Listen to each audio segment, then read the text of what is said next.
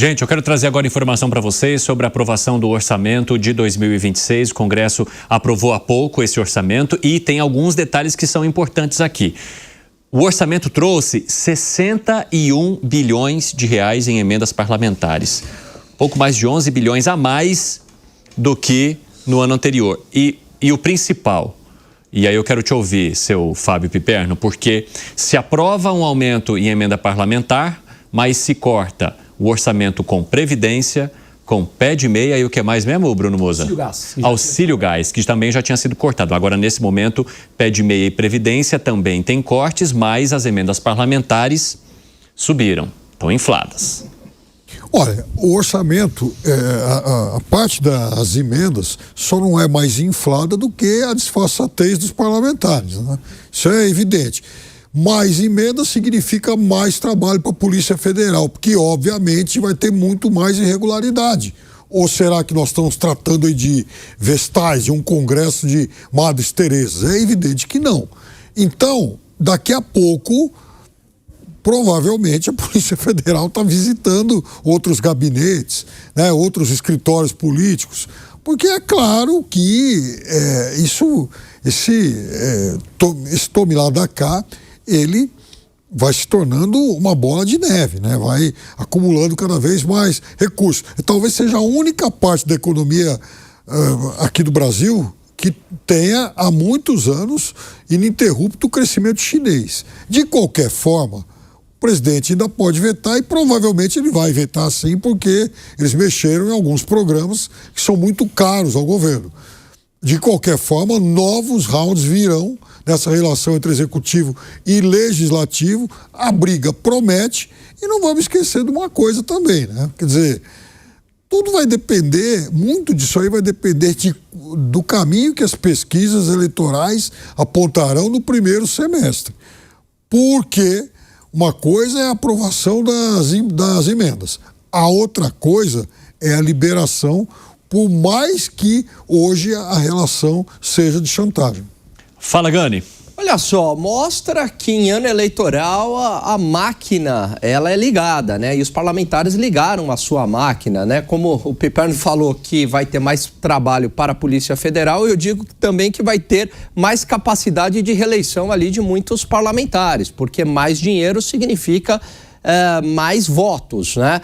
Agora, também acho muito improvável que o governo aceite, né? Porque isso ainda é passível, claro, sempre de negociação, sempre há brechas, né? Essa diminuição do auxílio gás, né? Vamos lembrar que também é um ano eleitoral e o governo vai usar a máquina do governo, né, a seu favor. Agora, mostra que esse volume de emendas, né, no valor aí de quantos? 61 bilhões de reais, é algo assim inexplicável. Eu não sou contra emendas parlamentares, né, mas não nessa magnitude, Evandro. E também com a falta de transparência, evidentemente, não sou contra. Agora, sou contra, né, essa falta de transparência. Agora, Evandro, 61 bilhões de reais mostra que o parlamento hoje ele tem um poder orçamentário, um poder que cabe ao poder executivo. Isso está exagerado, está desbalanceado. Então mostra também que a nossa democracia ela está completamente desbalanceada. Você tem o poder judiciário que legisla, que é função do Congresso, né? Aí você tem o Congresso Nacional com um poder muito grande no orçamento, que é a função do Poder Executivo. Então veja como essa democracia, ela se desbalanceou por completo aqui no Brasil. Agora, Bruno Moza, é interessante perceber também, e eu gostaria de saber a sua avaliação, sobre que tipo de mensagem que isso passa para todo mundo que hoje olha para a gestão do orçamento público de maneira preocupante, olhando também já para a eleição de 2026, que mensagem que o Congresso Nacional está passando quando coloca e diminui orçamento voltado para a educação, orçamento voltado para a Previdência, orçamento voltado para o auxílio gás e infla dessa maneira as emendas parlamentares? Realpolitik. Política de verdade. A mensagem que passa, Evandro. É o que eu costumo sempre falar aqui. Essa é a mais verdadeira opinião que eu tenho. A política é isso. Só que eles precisam vender uma ideia de que se preocupam com o povo. Porque, afinal de contas, as pessoas precisam continuar resignadas. Lembra da resignação? Da pergunta anterior que você me fez? As pessoas precisam continuar anestesiadas, acreditando que no sistema político tem pessoas, na grande média, claro que tem exceções sempre, que na grande média há burocratas e tecnocratas preocupados com a população. No fundo, essa é a verdade, essa é a realpolitik. Ou seja, vamos colocar em proporção para aqueles que não entendam. As despesas do governo primárias são da ordem de 2,5 trilhões. Desses 2,5 trilhões, 90% já tem destino carimbado. Ou seja, não tem o que fazer porque está lá na Constituição, é para pagar salário, para pagar ministérios, uma série de coisas. Sobra 10%, menos de 10%, sobra 210 bilhões. De 2,5 trilhões, sobram 210 bi, que desses 210 bi você tem que fazer investimentos. Os investimentos estão dentro desses 210 bi. Sabe o que mais está dentro desses 210 bi? As emendas parlamentares, de 60 bi. Ou seja, sobra por volta de 140, 150 bilhões para investir no país. E o resto, mais de 2 trilhões, é para pagar salários, para pagar previdência, para pagar tudo isso. Aí, aumentam agora as emendas, retirando de programas sociais. E há quem diga que na política se preocupam com o povo. Então, é fácil perceber isso. É só desromantizar para que a gente saia dessa sensação de inércia e façamos o que a gente deve enquanto pagador de imposto. Cobrar esses políticos, porque como muito bem disse o Zé Maria na sua apresentação hoje, aqui no Brasil houve uma inversão por completo. E os servidores públicos acham que são donos do mandato e que podem fazer o que quiserem com o nosso dinheiro. Passou de todos os limites. Vamos lá, Zé Maria Trindade, quero muito te ouvir sobre a aprovação desse orçamento e sobre a maneira como isso foi articulado, principalmente para o aumento das emendas parlamentares, meu amigo. O que os parlamentares estão buscando com essa situação em relação também ao que eles vão exigir do Executivo em 2026? Pois é, o parlamentar aqui só pensa naquilo, né? Na reeleição. E o orçamento é uma peça muito discutida, existem especialistas em cada partido e é a comissão de maior quórum, de longe, da Câmara e do Senado. É uma comissão mista, né? De deputados e senadores. Se marca uma sessão para o dia 25 de dezembro, às 5 horas da manhã, pode acreditar, a comissão estará lotada. Quórum total de deputados, senadores, lobistas, muitos lobistas. Lá aparece a comissão de orçamento, você passa na porta e vem aquele lufo de ar quente, assim, de tanta gente que fica lá na comissão. É impressionante. Quando tem uma reunião sobre direitos difusos, direito do consumidor, meio ambiente, é vazio, aquele troço meio minguado ali e tal. Comissão de orçamento, cheia. Pode ser em qualquer dia, qualquer uma sexta-feira, está todo mundo aí. Está todo mundo aí. Uma sexta-feira à tarde, ninguém arreda o pé. Todo mundo querendo saber a parte que lhe cabe desse latifúndio.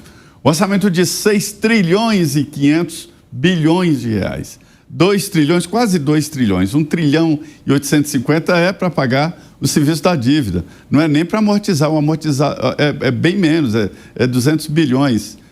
Mas 2 trilhões e 800 e pouco, quase 3 trilhões para pagar o serviço da dívida. É muito dinheiro, isso já engole. Aí, como o Musa falou, vindo as despesas fixas, né? Previdência e pessoal, acabou o dinheiro. É essa a nova vida. O Brasil está igual aquele assalariado que chega no final do mês, paga os boletos e não tem dinheiro para ir no cinema. Então está mais ou menos assim, orçamento apertado, a dívida crescendo, a dívida PIB do Brasil está se aproximando, vai chegar a 100% rapidamente. Então o orçamento é esse retrato. Agora, eu destacaria um orçamento dentro do orçamento que todo mundo esconde, que é o orçamento da Câmara e Senado, chegando a 16 bilhões de reais.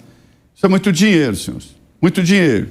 Uma cidade de 600 mil habitantes, com toda a sua complexidade, pagamento para lixo, recolher lixo, segurança, escolas, né, professores, funcionamento do município, de 600 mil habitantes, o orçamento fica ali em 900 mil a 1 bilhão de orçamento, né, do município. Então, o Congresso vale 16 16 cidades aí de 600 mil habitantes. Então, o orçamento do Congresso está grande demais, crescendo demais dentro do próprio orçamento. Isso aí é o retrato do Brasil. Você que é chato mergulhar no orçamento, são números, números e números, mas é importante para entender o que nos espera em 2017, ou seja, despesas acima da arrecadação.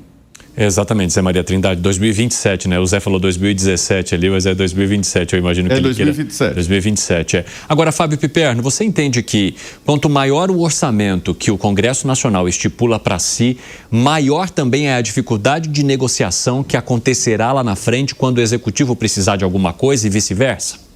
Claro, é o que eu chamo sempre de que a gente vive um parlamentarismo de extorsão. Há muito tempo eu falo isso.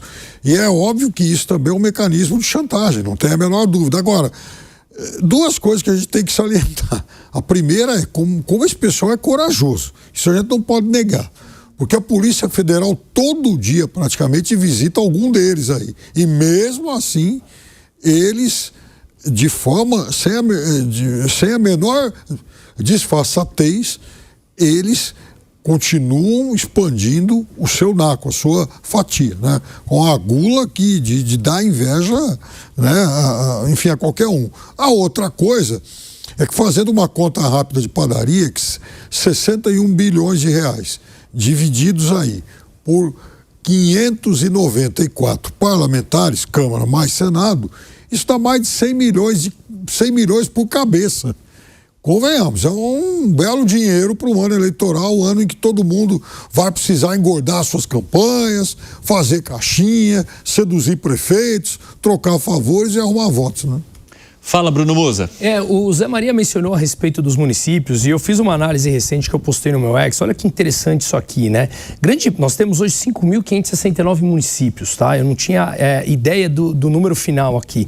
Grande parte deles foram criados após a Constituição de 88 e principalmente entre 88 e 96, quando as regras eram, digamos, as restrições legais eram menores para criações de municípios. Por que eu estou falando isso? Porque os municípios também, eles passam a sugar recursos do federal e recurso do Estado para sobreviver. Alguém aqui tem ideia qual o percentual dos 5.500 municípios no Brasil que são insolventes? O que significa insolventes? Que ele recebe menos do que ele gasta, portanto ele precisa de repasse, que é mais dinheiro público nosso sendo drenado. Alguém tem ideia qual é o município, segundo dados oficiais, de percentual dos 5.500 municípios brasileiros que são insolventes? Precisamente isso aí eu não tenho, mas eu tenho um número que o IBGE divulgou do percentual de municípios que estão com renda média abaixo da renda média per capita do país. Abaixo da renda per capita. Deve ser a maioria. Do país, 79%. 79%. Só 21% estão acima da renda per capita do país. Sabe esse número? O que foi, Zé? Diga. É só para complementar, o seguinte, os deputados, eles terão emendas liberadas até o primeiro semestre, até junho, né? 65% das emendas. E uma parte importante das emendas são impositivas, não dá para negociar, o governo vai ter que liberar. Isso representa 43 bilhões de reais. Então, dos 66, 43,5 são obrigatórios e com data marcada pela primeira vez. A LDO, a Lei de Diretrizes Orçamentárias, que é uma espécie de mapa de como será o orçamento, né, obrigou a liberação até junho. Isso aí é um canhão para a reeleição dos deputados. Eu ouvi deputados, candidatos, reclamando que não tem como competir com esses deputados que estão aí, com essa bolada toda para gastar durante a campanha eleitoral. Então, isso provoca até um desequilíbrio na disputa, né? Esses deputados têm muito dinheiro derramando aí nos municípios. Fala, Musa, arremate. Só para finalizar, o percentual de municípios insolventes no Brasil é de 25%. Grande parte deles, por volta de 65% deles, estão na região norte e nordeste. E olha também que outro dado interessante, na região norte, que tem vasta extensão territorial, é o maior espaço territorial do Brasil, tem 450 municípios. No norte e no nordeste tem mais de 1.700. Ou seja, fica clara essa desproporção para onde o dinheiro vai. E mesmo sendo no nordeste a maior parte, é lá que se concentra também a maior parte dos municípios insolventes. Olha só, agora só para a gente arrematar, Langani, isso demonstra também que quem ocupará a cadeira do Executivo terá de mudar as estratégias para lidar com o Congresso Nacional, que tem pensado e se planejado cada vez mais para não depender de articulações e de negociações, exatamente porque já tem um orçamento garantido para as emendas parlamentares, ou seja, o jogo também mudou e as estratégias precisam acompanhar esse movimento. Total, muito difícil essa situação para quem quer que seja eleito, Evandro, porque desde o Eduardo Cunha, o poder orçamentário do Congresso vem aumentando com o orçamento impositivo e a gente está falando de algo que passou ali de 2 bilhões para 60 bilhões. É um crescimento exponencial, astronômico, né?